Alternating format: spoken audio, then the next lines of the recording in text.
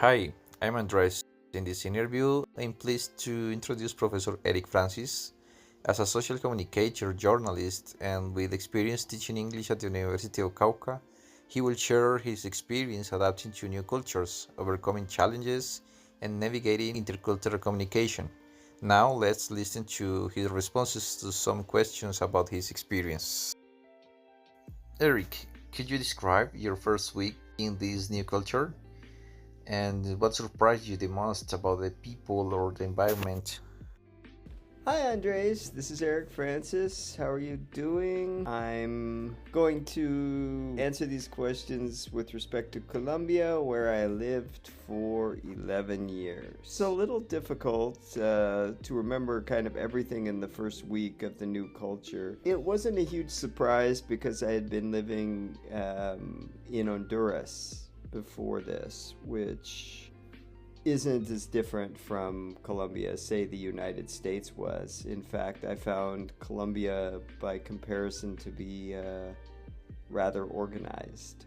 And that I immediately noticed how friendly the people here were. Everybody treated me like I was part of the family, which was really nice. Okay, it's great. It's great that you felt welcomed, especially since it wasn't too different from your time in Honduras. Did you experience any cultural misunderstandings at the beginning? And how did you resolve them? I do remember a couple of things. First was being taken by some acquaintances to somebody's house right after we had eaten a huge dinner, and I refused the food when it was first offered, and it was quickly explained to me that you never refuse food, even if you're extremely full at the moment. So yeah, so I ended up eating an arepa after having a huge meal. Another one I remember that was more interesting was that I started noticing that people would ask me or would arrange meetings with me for like the following week or something, and then never get back to me. And I eventually realized that they weren't actually intending to meet with me.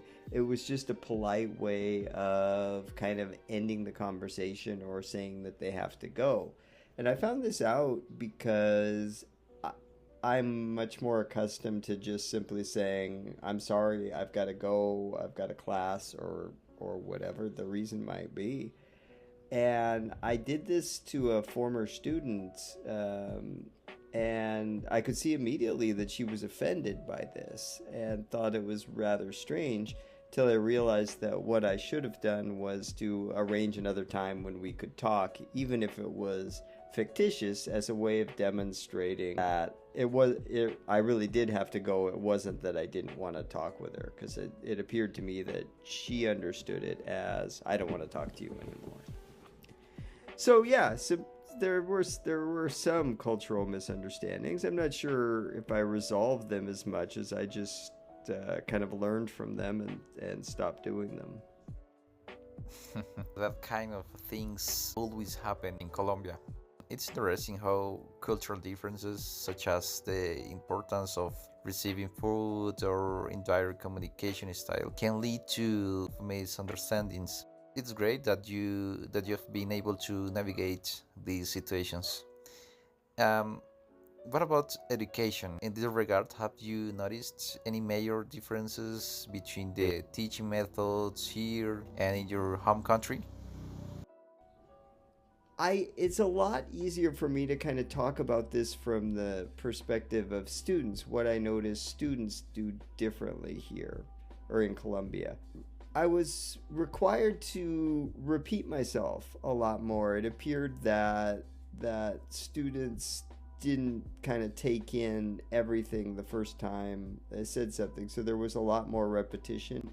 One thing I thought was really interesting was that students immediately began working with each other in homework, which is something you wouldn't do in the United States. unless you were instructed by the teacher to work in groups. Otherwise, if you were given an assignment to do in class, you would do it on your own, as though it were a quiz or something. The thought being that each student needs to be able to do this by themselves independently rather than relying on somebody else.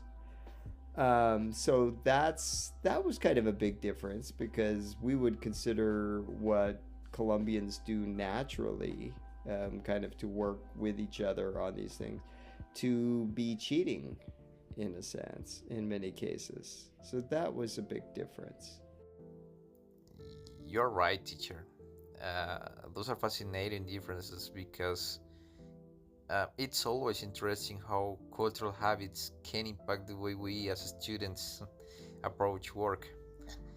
Uh, Now, shifting gears a bit, how was your experience with the healthcare system here? How did it compare to the one in your home country? Certainly less expensive in Colombia, which was nice.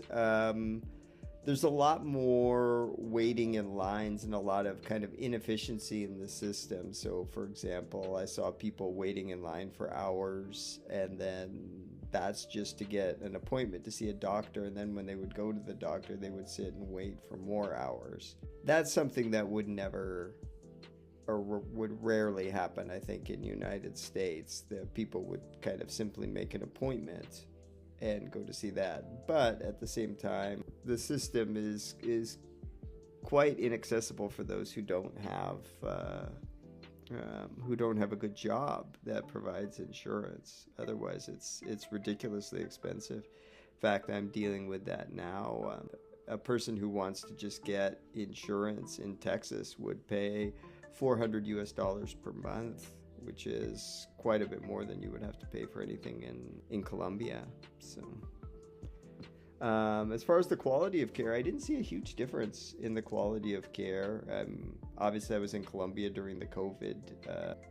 We got the vaccines a little bit later than United States, but not a lot. In fact, if I had stayed in Colombia for that summer, for the second summer when the vaccines were given out, I would have actually only gotten my vaccine maybe 5 days later than I did in the United States. So it's great to hear that despite the challenges, you managed to adjust to the healthcare system. Now, thinking about the personal impact, how was this experience changed the way you see yourself in your home culture?